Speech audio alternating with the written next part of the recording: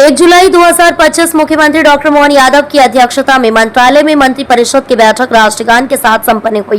मंत्री परिषद की महत्वपूर्ण जानकारी उप मुख्यमंत्री राजेंद्र शुक्ल ने पत्रकारों को देते हुए कहा कि प्रदेश के मुख्यमंत्री डॉक्टर मोहन यादव ने मंत्री परिषद के सदस्यों को जानकारी देते हुए कहा कि जल गंगा संवर्धन अभियान जो 23 मार्च को शुरू किया गया था वह 23 जून को खंडवा में सफलतापूर्ण तरीके से संपन्न हुआ। मंत्री परिषद के महत्वपूर्ण निर्णयों में मुख्यमंत्री डॉक्टर मोहन यादव ने वृंदावन ग्राम योजना का अनुमोदन करते हुए कहा कि इस योजना के अंतर्गत प्रत्येक जिले में एक ऐसे ग्राम का चयन किया जाएगा जिसकी वर्तमान जनसंख्या न्यूनतम 2000 हो एवं गौ वंश की न्यूनतम संख्या 500 हो। साथ ही मंत्री परिषद द्वारा राज्य मध्य अंतर्गत क्षतिग्रस्त पुलों के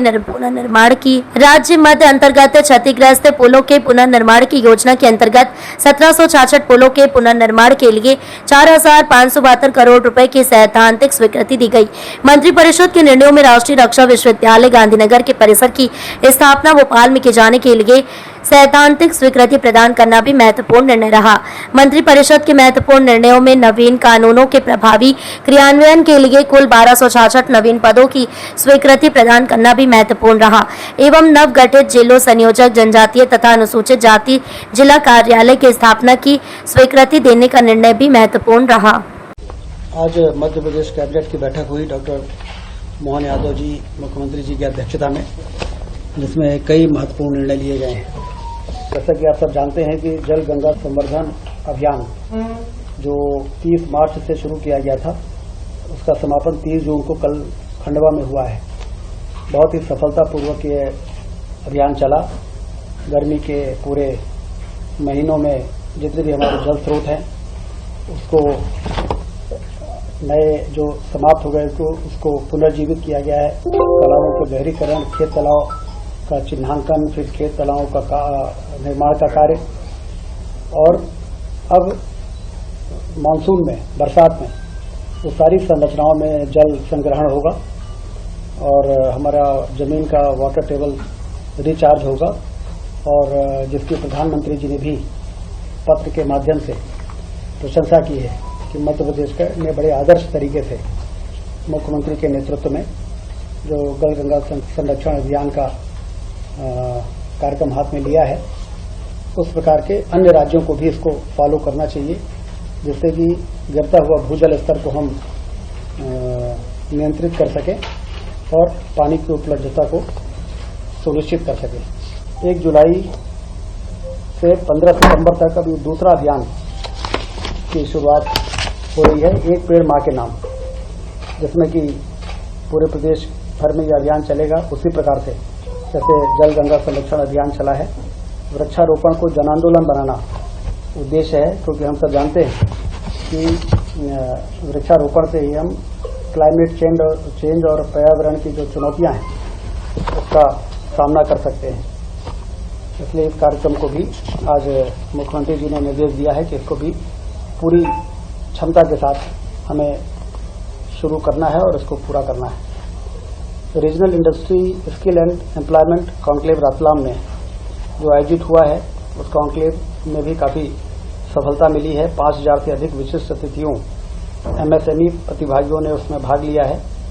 कॉन्क्लेव में 1674 करोड़ निवेश, जिसमें 3747 औद्योगिक इकाइयों का भूमि पूजन और लोकार्पण हुआ है और रोजगार की संभावना इसमें रहेगी करीब 4000। इसी प्रकार से 573 औद्योगिक इकाइयों को 240 हेक्टेयर भूमि आवंटन आदेश दिया गया। 6250 करोड़ का निवेश तथा 27600 रोजगार के अवसर इसमें सृजित हो सकेंगे।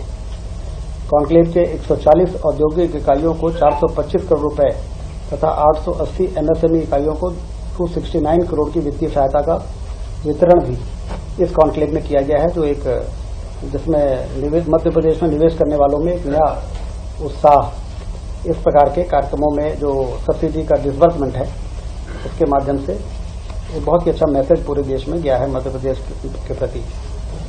4.25 लाख से अधिक हितग्राहियों को 3861 करोड़ का ऋण वितरण किया गया। कॉन्क्लेव में 30,402 करोड़ के निवेश प्रस्ताव प्राप्त हुए हैं। इसमें 35,000 रोजगार के अवसर सृजित होना संभावित है।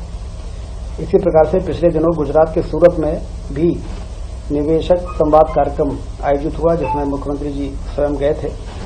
डायमंड सिटी सूरत में 29 जून 25 को यह इंटरैक्टिव सेशन हुआ। 15,710 करोड़ के निवेश प्रस्ताव प्राप्त हुए, जिनमें लगभग 11,250 रोजगार सृजन की संभावना है। 400 अधिक निवेशकों ने इस संवाद सत्र में भाग लिया है। मध्य प्रदेश को डिटॉक्स कॉर्पोरेशन प्राइवेट लिमिटेड से पर्यावरण क्षेत्र में 7,500 करोड़ रुपए तथा केपी ग्रुप नवीनीकरण ऊर्जा क्षेत्र में 6,500 करोड़ ये बड़े प्रस्ताव प्राप्त हुए। मूंग और उड़द का, जैसा आप सबको मालूम है कि खरीदी का जो निर्णय एमएसपी पर लिया गया, 6 जुलाई तक उसका पंजीयन समाप्त होने के बाद 7 जुलाई से 6 अगस्त तक इसका उपार्जन किया जाएगा। जिला विकास सलाहकार समिति का गठन कर शीघ्र बैठक का आयोजन करने का निर्देश मुख्यमंत्री जी ने दिया है। इस जिला विकास सलाहकार समिति में मुख्यमंत्री की अध्यक्षता में जिले के सांसद, विधायक, जिला पंचायत अध्यक्ष, जनपद अध्यक्ष, मेयर, नगर पालिका के अध्यक्ष, नगर निगम के स्पीकर आदि के साथ चिकित्सा, विधि, इंजीनियरिंग, समाज सेवा, कृषि, उद्यानिकी, डेयरी आदि क्षेत्रों के जिले के 20 नामांकित विशेषज्ञ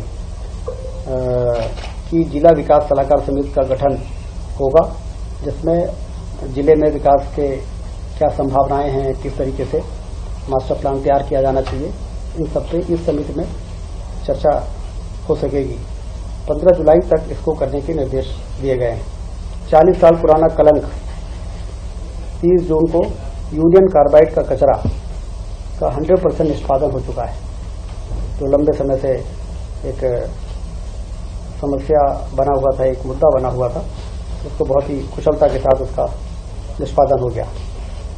4 जुलाई को लैपटॉप वितरण युवाओं तक पहुंचने का कार्यक्रम होगा, जिसमें लैपटॉप का वितरण भी होगा। साइकिल डिस्ट्रीब्यूशन जो चल रहा है उसका भी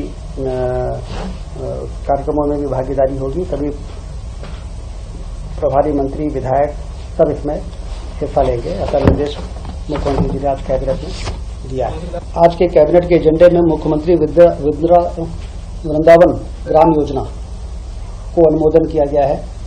ये हर विधानसभा में एक ऐसे गांव का चयन किया जाएगा जिसकी पॉपुलेशन न्यूनतम 2000 होगी, उसमें 500 गौवंश कम से कम होने चाहिए, और उसमें एक आदर्श ग्राम की परिकल्पना को इस योजना के अंतर्गत साकार किया जाएगा।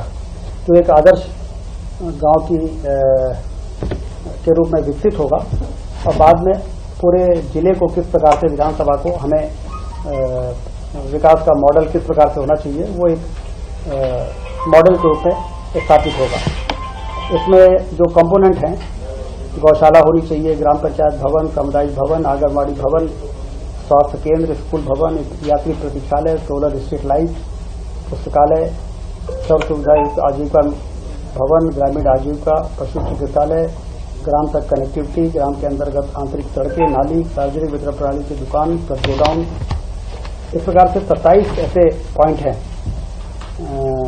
ड्रिप इरिगेशन, हर घर जल, सोलर ऊर्जा आधारित पंप के माध्यम से, और बायोगैस प्लांट, शांति धाम निर्माण, गौ समाधि स्थल, सेग्रीगेशन शेड, जल निकासी के लिए नाली, कृत्रिम गर्भाधान केंद्र।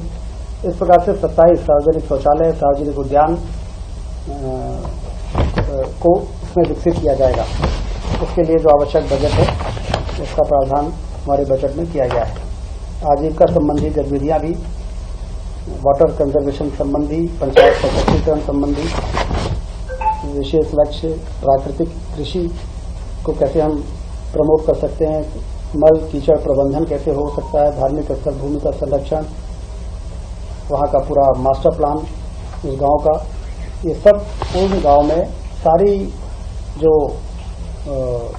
नवाचार और जो बेस्ट प्रैक्टिसेस है, जो विकास के लिए मूलभूत आवश्यक मापदंड हैं, वो सारे उस पर लागू किए जाएंगे, जिससे कि हम एज ए मॉडल उसको शोकेस कर सकें कि एक आदर्श गांव किस प्रकार का होता है।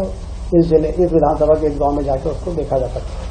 प्रधानमंत्री सड़क योजना अंतर्गत जो पिछले दिनों सड़कें बनी हैं बहुत व्यापक स्तर पर मध्य प्रदेश में, उसमें उन मार्गों में जो क्षतिग्रस्त पुलों को आइडेंटिफाई किया गया है कि कैसे ऐसे कितने ऐसे पुल हैं जो क्षतिग्रस्त हैं या सबमर्जेंस में आ जाते हैं, आवागमन प्रभावित हो जाता है।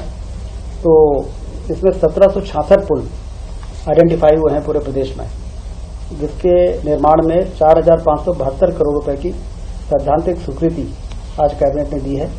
5 वर्षों में उन सारे पुलों का निर्माण होगा। राज्य के बजट से 100% ये राशि उपलब्ध कराई जाएगी। ये एक बड़ा काम आज कैबिनेट में निर्णय हुआ है। 5,500 करोड़, 4,572 करोड़, 1766 पुल। इसके बनने के बाद ग्रामीण क्षेत्रों में आवागमन की सुविधा में काफी सुधार। तो एक बड़ी उपलब्धि मध्य प्रदेश को मिली है। राष्ट्रीय रक्षा विश्वविद्यालय जो गांधीनगर में है, उसका कैंपस भोपाल के लिए स्वीकृत हुआ है। और अभी ये जो हमारा राजीव गांधी विश्वविद्यालय है, टेक्नोलॉजी यूनिवर्सिटी है, उसमें 10 एकड़ जमीन इनके लिए रिजर्व किया गया है। और जब तक इनका अपना भवन नहीं बन जाता, तब तक आरजीपीवी में ही उनको एरिया दिया जाएगा शुरुआत करने के लिए। बाद में फिर रक्षा विश्वविद्यालय का वो भवन बन के तैयार होगा 10 एकड़ में, और वो कैंपस यहाँ पे शुरू होगा। इससे काफी लाभ है। राष्ट्रीय सुरक्षा के क्षेत्र में रोजगार एवं कौशल के लिए हमारे बच्चों को मौका मिलेगा। विशिष्ट उच्च शिक्षा के केंद्र के रूप में मध्य प्रदेश की प्रतिष्ठा में वृद्धि होगी।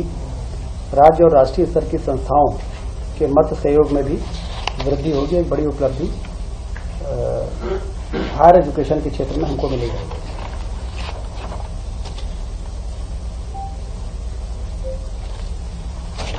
तीन नए नवगठित जिले जो हैं, मऊगंज, मैहर और पाडूना, उसमें अनुसूचित जाति जनजाति के कार्यालय खोलने के लिए आज मंजूरी हुई है। इसमें 3 करोड़ 81 लाख वार्षिक अतिरिक्त व्यक्ति स्वीकृति आज प्रदान की गई है।